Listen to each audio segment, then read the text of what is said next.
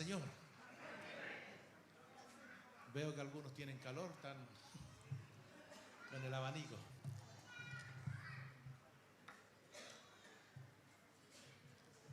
El Señor ha sido bueno con nosotros, especialmente en este comienzo de año. Me ha llamado mucho la atención, he escuchado algunos mensajes de estos motivadores en el que están anunciando que el año 24 se viene con todo y es el año del rompimiento y todo ese tipo de cosas. Muchos de estos predicadores usan la numerología, que el 2 es el año el número del pato, que el 0 es el del gordo y qué sé yo. Así que sumando todo, el 2024 es el año del rompimiento, un año de victoria y todo eso. Y mucha gente recibe esos mensajes y se anima y se... Mire, yo quiero decirle que si usted está en Cristo, tendrá un año de victoria. Y si usted no está en obediencia, no espere la bendición de Dios. No necesitamos esa numerología falsa, engañosa, para estar ofreciendo cosas hermosas desde el púlpito con algunos propósitos errados. Lo que yo sí sé es que la obediencia a la palabra trae ganancia para el creyente. Aleluya, aleluya. Por lo tanto, nosotros, como hijos de Dios, debemos tener un claro concepto de nuestro Señor Jesucristo. Debemos tener un claro concepto de nuestra relación con Él. Hablaba en la mañana en la escuela dominical que todas las promesas que en la palabra de Dios están, todas están bajo condición. Todas. Mencionaba por allí el cantante, creo que... me olvidé el nombre. Bien, él, Ricardo Montagadí, ¿o no? Bien, él mencionaba un texto bíblico que dice, si se humillare mi pueblo sobre el cual mi nombre es invocado, y oraren y buscaren mi rostro y se convirtieren de sus malos caminos, entonces yo iré desde los cielos y perdonaré sus pecados y sanaré su tierra. Entonces estarán abiertos mis ojos y atentos mis oídos a la oración en este lugar. Entonces, solo entonces, Dios se oirá nuestro clamor, Dios responderá nuestra oración. La condición es si se humillare mi pueblo. Entonces, todas las promesas de parte de Dios están bajo condición. Nosotros lo que tenemos que hacer es activar los principios que hay en la palabra. Tenemos que activarlos. Nosotros en el tiempo de la gracia no estamos bajo la ley. Bajo la ley la gente se veía sometida a una presión que no podían cumplir. Sin embargo, nosotros bajo la gracia tenemos una serie de promesas que solamente tenemos que activarla. Por ejemplo, la Biblia dice, todo lo que el hombre sembrare, eso también segará. Por lo tanto, si usted quiere recoger, quiere segar cosas buenas, siembre cosas buenas, tiene que activar ese principio. No espere cosas buenas si usted no está sembrando cosas buenas. La Biblia dice, dad y se os dará. Por lo tanto, si usted quiere recibir, tiene que dar. Entonces, estos principios son los que tenemos que entender nosotros para activar la bendición de Dios para nosotros. No se trata acá de hacer grandes promesas con mensajes grandilocuentes y armar una gran parafernalia para impresionar a la gente. No estamos llamados nosotros a impresionar a la gente. Nosotros como predicadores estamos a exponer un mensaje que sea claro y comprensible para que la gente tome una decisión. Eso se llama persuadir. Nuestro mensaje tiene como propósito persuadir la voluntad de la congregación para que tomen una decisión. Pero siempre la decisión estará en manos de la congregación, estará en manos suyas. Siempre Dios respetará su libre albedrío. Siempre Dios tomará en cuenta su decisión. Por eso Josué les decía al pueblo, elijan ustedes a quién servir, si a los Baales o a Jehová. Pero yo y mi casa serviremos a Jehová. Se ponía como referente, sí, se ponía como referente, pero les dijo, elijan ustedes a quién servir. Es decir, la elección, la decisión, siempre está en manos del hombre. Y en base a esa decisión, Dios le estará bendiciendo o Dios estará cerrando las ventanas de los cielos. pero de nosotros depende considerar el señorío de Jesucristo. Cuando decimos y hablamos del señorío de Jesucristo, y este tema me parece fundamental, importante, que la gente, la iglesia, la congregación, entienda el concepto Señor. Porque claro, nosotros lo cantamos, lo decimos, lo gritamos, Jesús es el Señor. Pero muchas veces actuamos como si Jesús no fuera nuestro Señor. Entonces, repentinamente nos vemos afectados de situaciones adversas y decimos, Señor, si yo te estoy cantando, ¿por qué no me bendices? Y caemos en una contradicción. Pero el tema está que no hemos valorado, no hemos interpretado correctamente el concepto del señorío de Jesucristo. Y respecto a eso, en este día quiero comentarle y hablarle. Y para eso voy a pedir que usted busque en su Biblia, allí en el Evangelio de Juan, en el capítulo 20, Juan capítulo 20, versículos 30 y 31. Estos dos versículos voy a usar como base para hacer la exposición que Dios ha puesto en mi corazón que comparta con ustedes. Juan capítulo 20, versículo 30 y 31. Ustedes quédense sentaditos como están, con la reverencia que viene del corazón. Vamos a leer para que usted ponga atención, siga la lectura, y si no tiene una Biblia, bueno, escucha atentamente o allí por ahí está el texto escrito. Dice así: hizo además Jesús muchas otras señales en presencia de sus discípulos, las cuales no están escritas en este libro. Pero estas se han escrito para que creáis que Jesús es el Cristo, el Hijo de Dios, y para que creyendo tengáis vida en su nombre. Amén, amén. Este es el resumen del libro, acá lo dice, el propósito del libro. Cuando el apóstol Juan escribió este evangelio, habían pasado ya por lo menos 60 años de la muerte de Cristo. Juan lo escribió siendo ya un anciano. Juan era el discípulo de Jesús que tenía, piensan los teólogos, tenía como unos 17 años cuando siguió a Jesús y era uno de los 12 apóstoles. Era el que se recostó en el pecho de Jesús ahí en la última cena. Era el que salió arrancando cuando Jesús lo tomaron preso. Pero con el tiempo él fue aprendiendo y entendiendo la enseñanza del Señor Jesús. Cuando Juan escribió este evangelio, ya habían pasado muchos años, 60 años aproximadamente, en el que la iglesia había sufrido ya una persecución intensa, fuerte, en el que los otros evangelios, Mateo, Marcos y Lucas, ya habían sido escritos, por lo cual podemos deducir que Juan ya los había leído.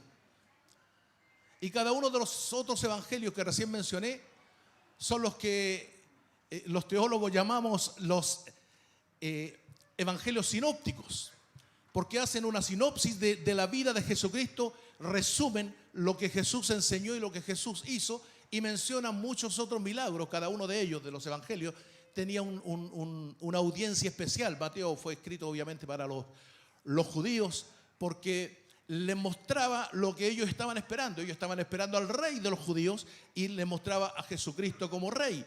Marcos fue escrito a los romanos. De hecho, Marcos tenía una ascendencia romana y los romanos estaban esperando, ellos tenían la preferencia entre el siervo fiel a la autoridad. Entonces mostraban a Jesús como el siervo fiel.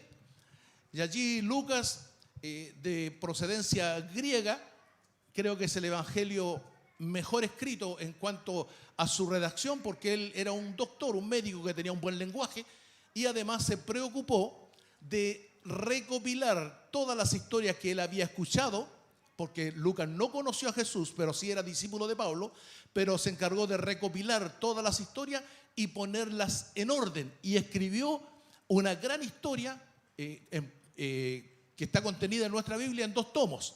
El primer tomo se llama el Evangelio según San Lucas y el segundo tomo se llama el libro de los Hechos de los Apóstoles. Entonces, él se encargó de poner en orden las cosas y fue dirigida a un auditorio gentil o griego, no necesariamente a los judíos.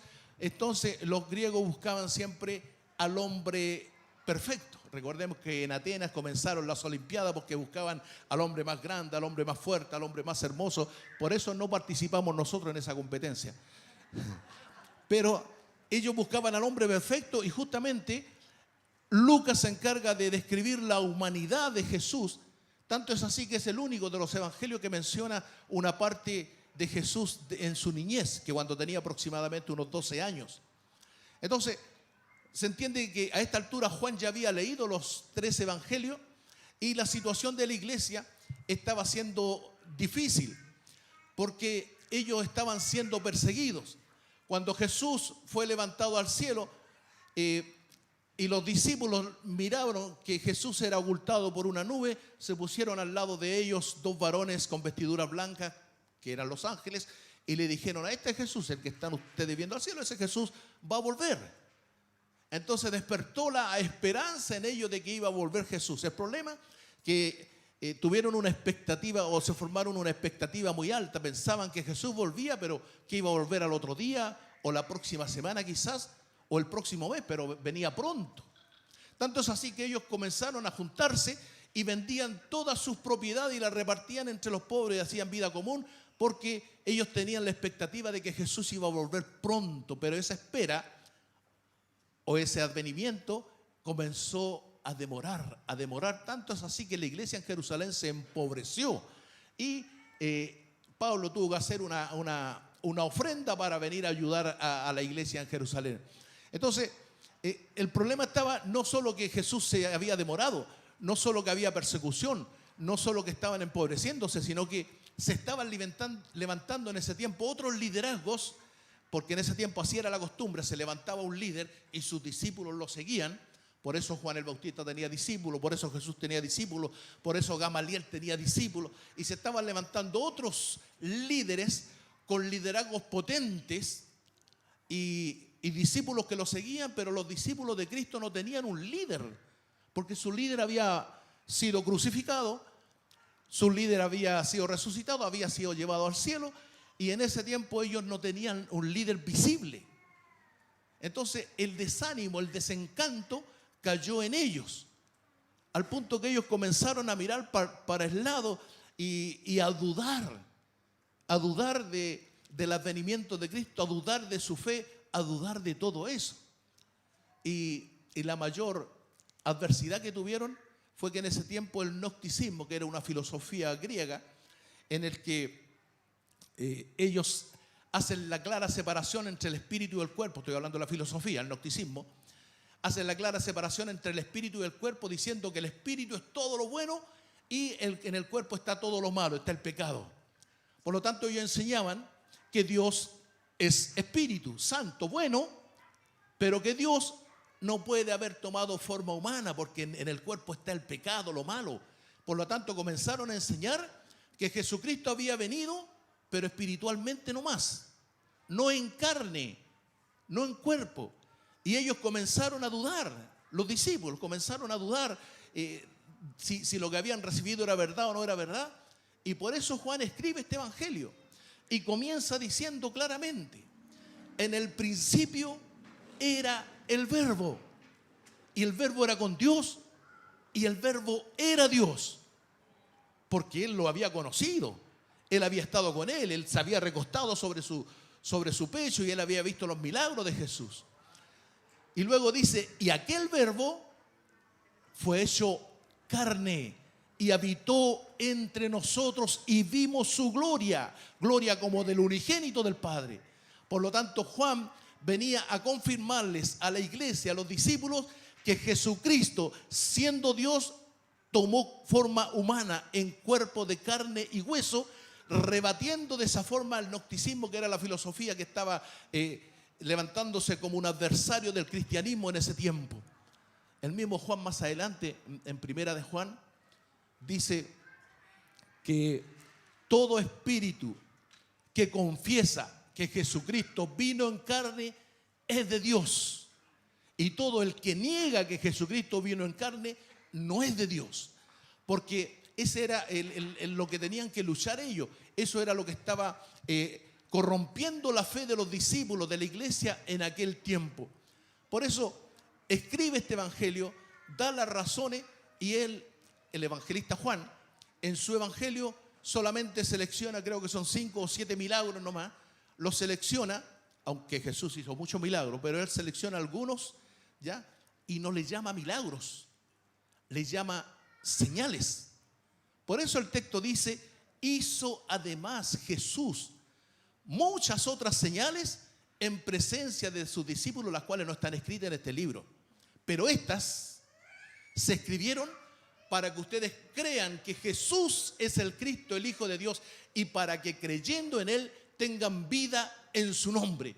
De tal manera que este evangelio viene a confirmar la fe de los discípulos. Por eso los teólogos le llaman a este evangelio el evangelio universal, porque no se queda con un auditorio específico como los judíos, como los griegos, no, o como los romanos, sino que es universal porque está mostrando la verdadera identidad de Jesucristo el Señor. Y esto es lo que la gente debe entender, lo que la iglesia debe comprender desde un comienzo. Cuando un creyente se convierte a Cristo y se le entrega un mensaje claro diciendo que Jesús es el Señor, ese creyente tenga la plena seguridad que va a ser un creyente comprometido con la iglesia porque tiene a Jesús como Señor. Pero cuando estamos predicando las señales y las ofertas del evangelio, que Jesús te puede sanar, que Jesús te puede restaurar, que Jesús te puede bendecir, entonces la gente viene por los panes y los peces y no tenemos discípulos comprometidos. Por eso el que acepta a Jesús como su Señor no va a tener problema en meterse la mano al bolsillo y dar una buena ofrenda porque sabe que Él es el Señor. Entonces en esto incide, esta es la consecuencia de predicar un evangelio claro, un evangelio específico. Cuando Jesús se acercó a los discípulos,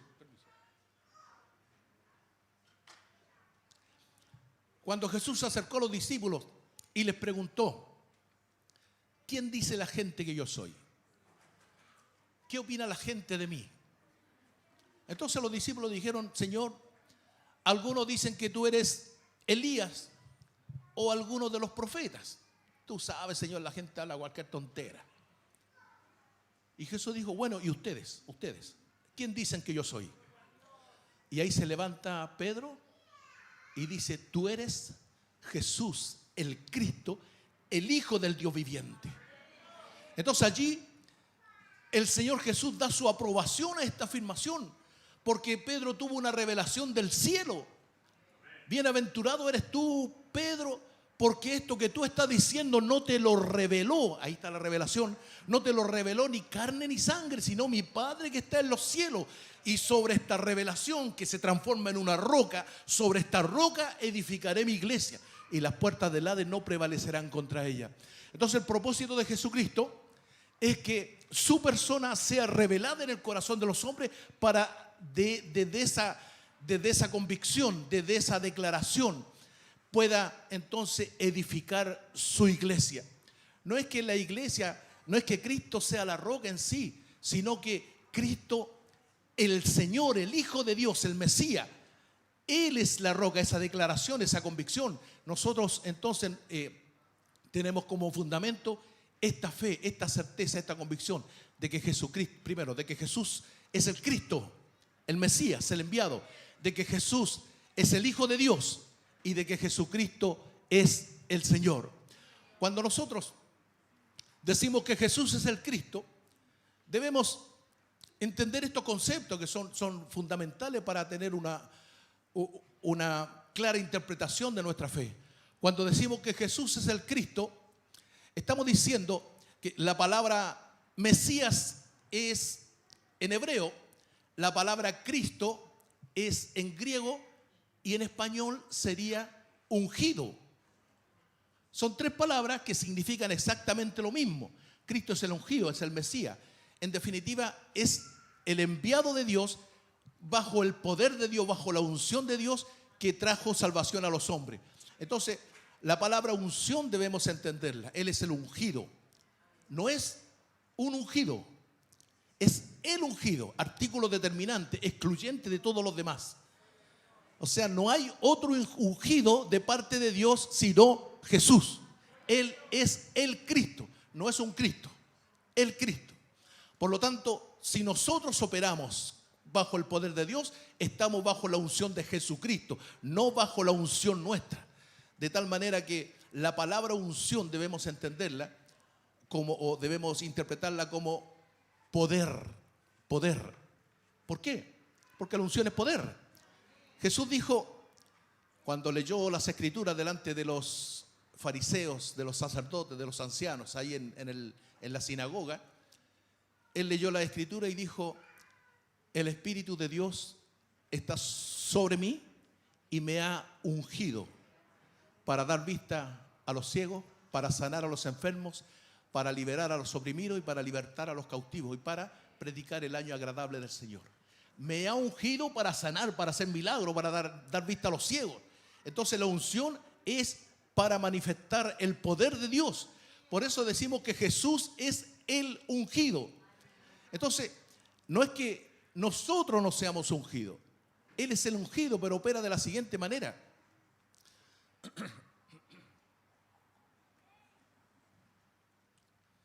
Hay una figura en el Salmo que la describe bien. Y esto yo quiero dibujárselo en su mente. Cuando dice, mirad cuán bueno y cuán delicioso es cuando los hermanos están juntos en armonía. Porque allí envía Jehová bendición y vida eterna, ¿verdad? Es como el buen óleo sobre la cabeza de Aarón, el cual es derramado sobre su barba, y alcanza el borde de sus vestiduras.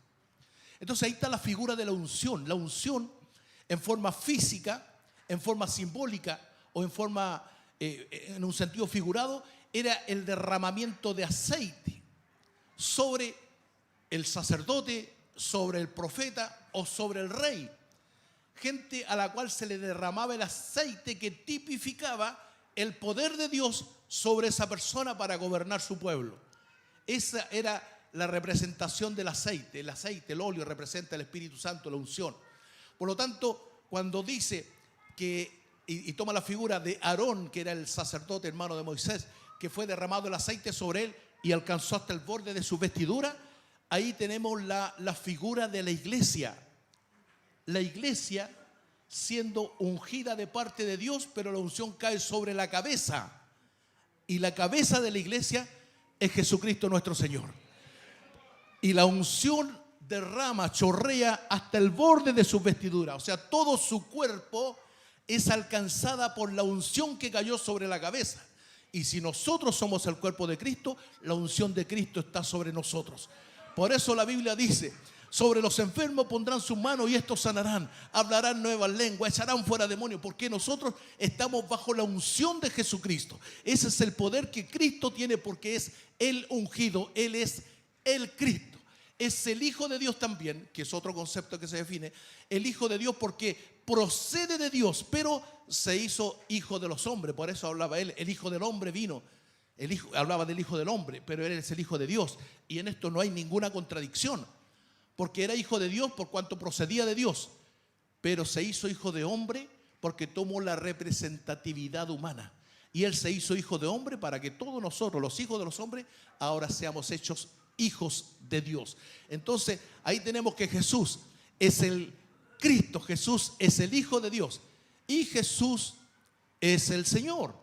La Biblia dice allí en Filipenses, dice que Él, hablando de Jesús, no estimó el ser igual a Dios como cosa a que aferrarse, sino que se despojó a sí mismo tomando forma de siervo y estando en la condición de hombre se humilló a lo sumo, haciéndose obediente hasta la muerte y muerte de cruz, por lo cual también Dios le exaltó hasta lo sumo y le dio un nombre que es sobre todo nombre, para que en el nombre de Jesús se doble toda rodilla de los que están en los cielos, de los que están en la tierra y de los que están debajo de la tierra, y toda lengua confiese que Jesucristo es el Señor, para gloria de Dios Padre.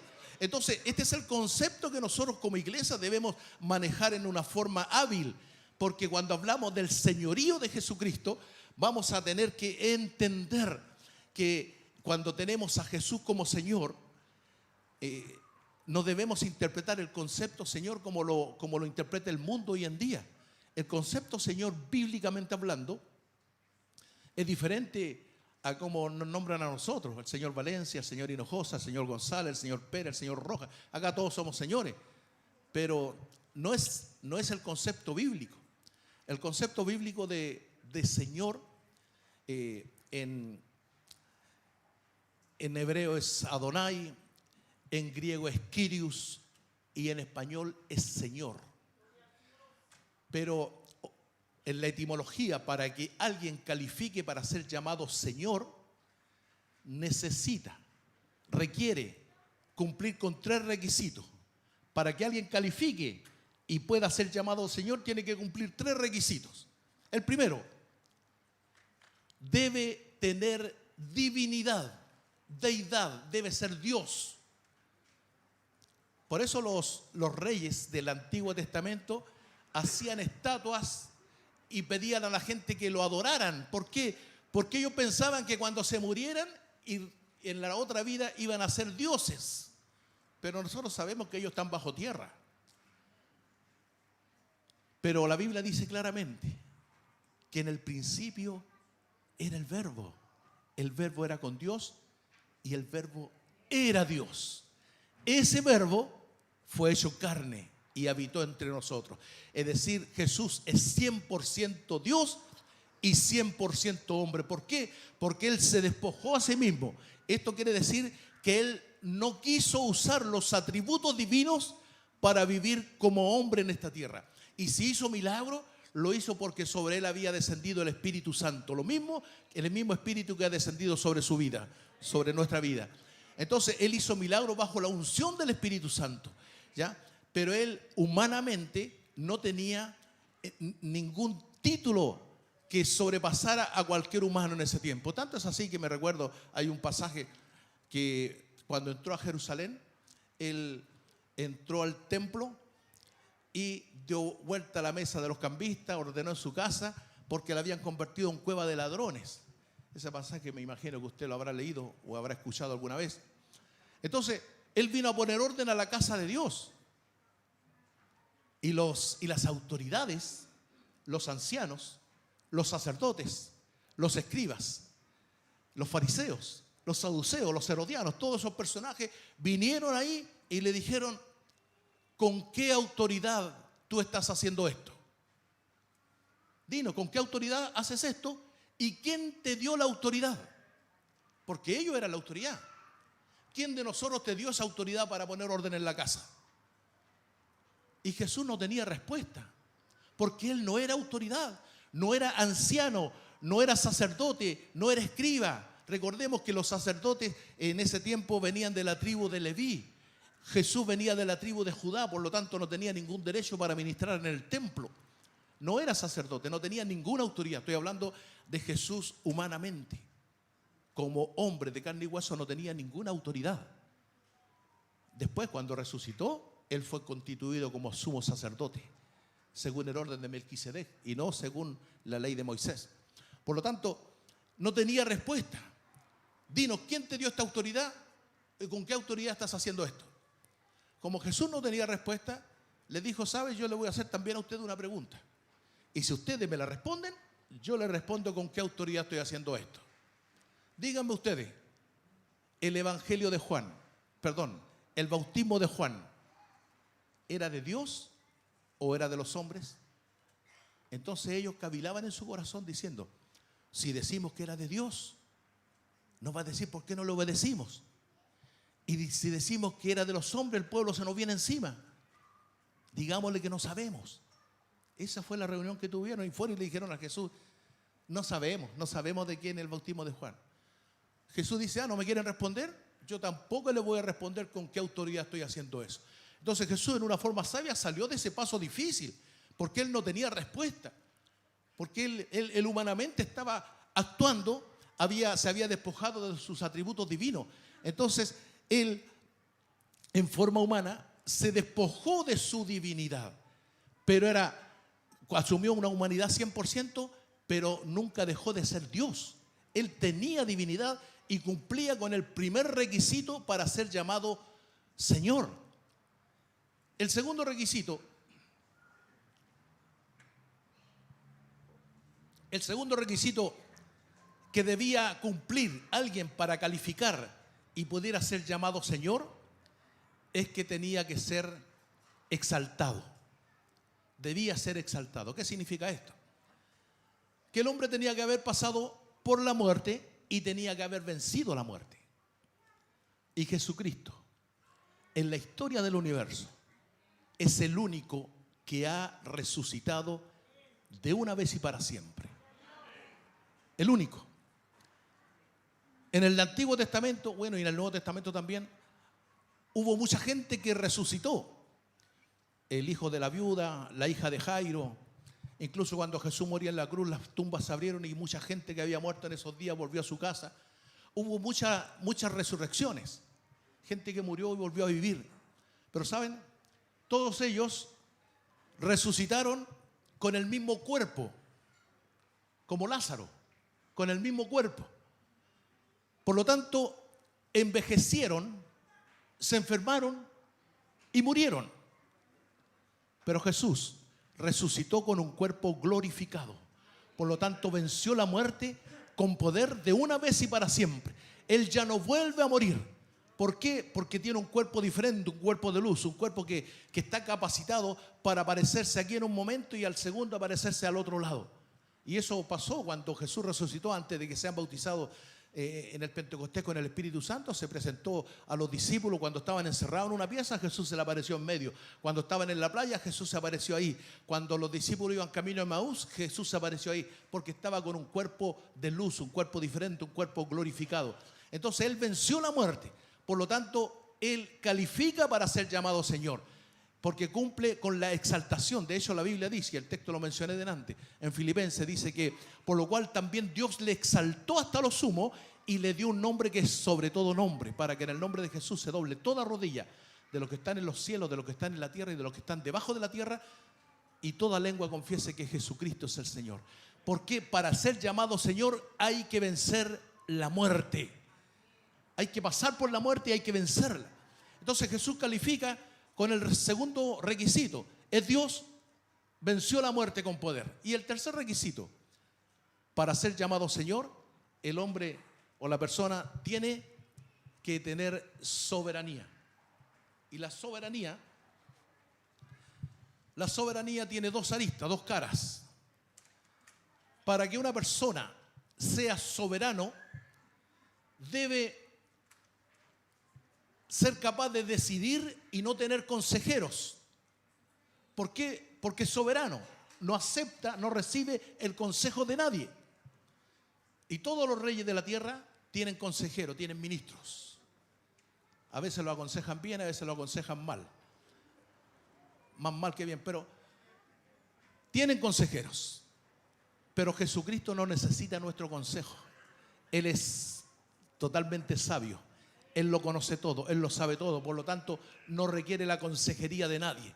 Esa es la primera arista. La otra cara de la moneda es que para ser soberano la persona debe tener propiedad, debe ser dueño, debe ser amo. Y en esto yo quiero usar un ejemplo del Antiguo Testamento, cuando Dios le dio al pueblo de Israel los mandamientos a través de Moisés. Le dijo: no te harás imagen ni ninguna semejanza, no tendrás dioses ajenos aparte de mí, ¿verdad? Porque yo soy Jehová tu Dios, el que te sacó de la tierra de Egipto.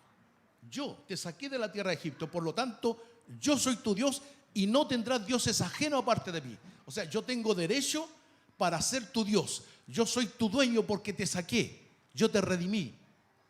Por lo tanto, no te harás imagen, no la adorarás, y ahí da los mandamientos. En la misma situación, Jesucristo a nosotros nos sacó de la esclavitud y nos pasó a libertad.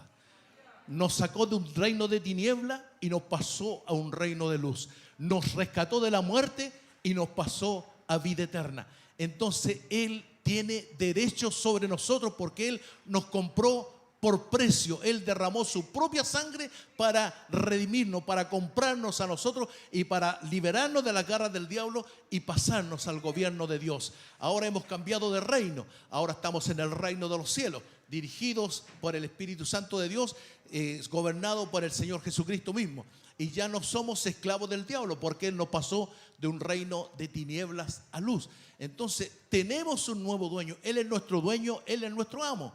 Por eso Pablo dice: si vivimos, para el Señor vivimos, y si morimos, para el Señor morimos. Sea que vivamos, sea que muramos, somos del Señor. Él es nuestro dueño, Él es nuestro amo. Él merece ser llamado Señor. Por lo tanto, a Él nosotros le adoramos. Y eso lo entendieron claramente los apóstoles, porque cuando ellos eran perseguidos por el imperio romano, el César les exigía a los discípulos llamarlo a él Señor, porque ellos creían que eran dioses. Y los discípulos dijeron: un Señor tenemos, a Jesucristo. Por lo tanto, ellos fueron capaces de soportar la muerte, pero no quisieron llamarle Señor a ningún otro ser humano, porque tenían un Señor y lo conocían bien. Entonces, esto es lo que Juan le está volviendo a animar a la iglesia cuando ellos estaban en persecución, cuando ellos estaban decayendo en su ánimo, cuando ellos estaban desanimándose y ellos estaban perdiendo su expectativa. Entonces Juan les dice: hizo Jesús muchas otras señales en presencia de sus discípulos, las cuales no están escritas en este libro, pero estas se escribieron para que ustedes crean que Jesucristo es el Señor, para que crean que Jesús es el Hijo de Dios y para que creyendo en Él tengan vida en su nombre. Entonces este concepto es el que nosotros como iglesia debemos tener claro. Jesús es el Hijo de Dios, Jesús es el Cristo, Jesús es el Señor. Él lo es todo para nosotros, porque al igual que la iglesia primitiva, nosotros vamos a tener momentos de desánimos, momentos en que las cosas no marchen bien, momentos en que no nos sintamos bien, momentos en que pensemos que nuestra oración no es respondida, parece que nuestra oración no nos escucha Dios y vamos a tener momentos de desánimos. Pero en todo momento debemos pensar esto: Jesucristo es el Señor, Él tiene el control del universo, Él tiene el control de mi vida. Por lo tanto, en Él soy más que victorioso. Todo lo puedo en Cristo que me fortalece. Entonces mi confianza en la palabra de Dios es la que me va a dar la victoria.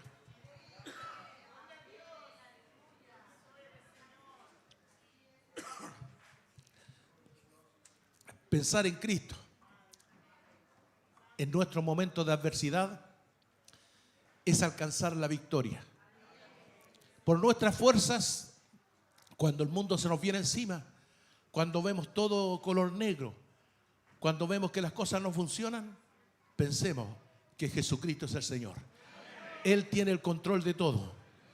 Él tiene el control de mi vida. Cuando seamos acosados por el diablo, levantemos las manos y glorifiquemos al Señor. Aleluya, aleluya, aleluya. ¿Sabe? En el tiempo antiguo existían los pactos de sangre.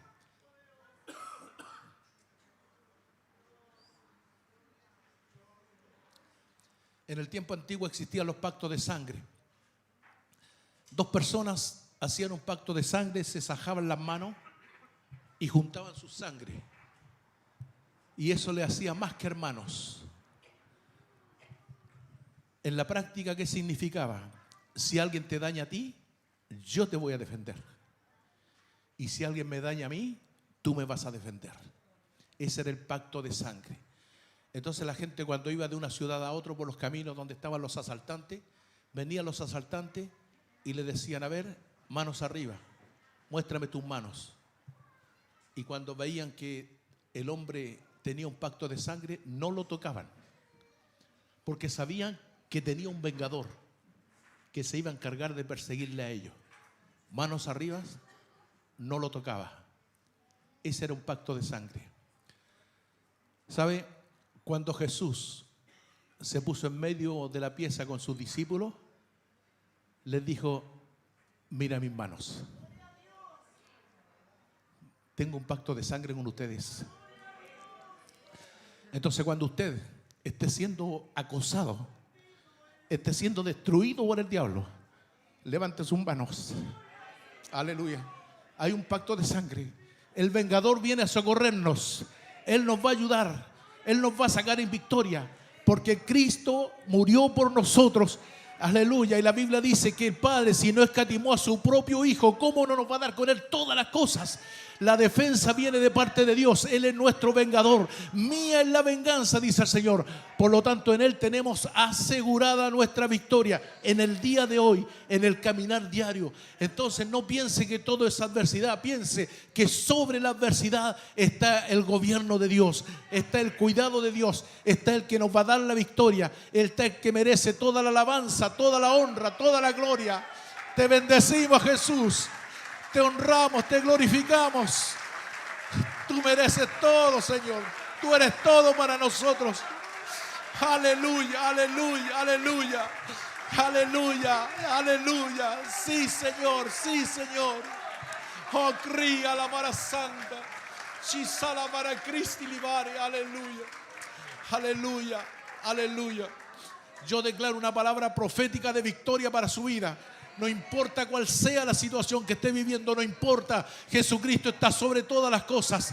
Él tiene el control de su vida. Él tiene el control de la iglesia. Él es el que gobierna el universo. Él es el Señor, Rey de reyes y Señor de señores. Por lo tanto, la victoria está asegurada. Por lo tanto, la victoria está asegurada. Especialmente para los ministros. Pastor Jorge, para los ministros, la victoria está asegurada. Porque en Cristo somos más que vencedores. Aleluya. Póngase de pie, denle un aplauso al Señor. Aleluya, aleluya, aleluya. Gloria, gloria, gloria.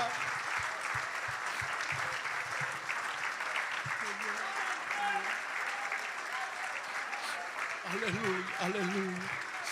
Aleluya, aleluya. Tú lo eres todo, Señor. Tú eres nuestra vida, tú eres nuestro despertar. Aleluya, tú eres Señor, tú eres Señor. Chisalabara cría. Aleluya, aleluya, aleluya. Aleluya. Aleluya. Aleluya. Aleluya. Aleluya. Sí, incluso para los que pensaron que morir era mejor, no. Vivir con Cristo es lo mejor. Aleluya. Aleluya, aleluya. En Él está la victoria, Él lo merece todo. Aleluya. Aleluya. Yo voy a invitar para orar los que tengan una necesidad especial.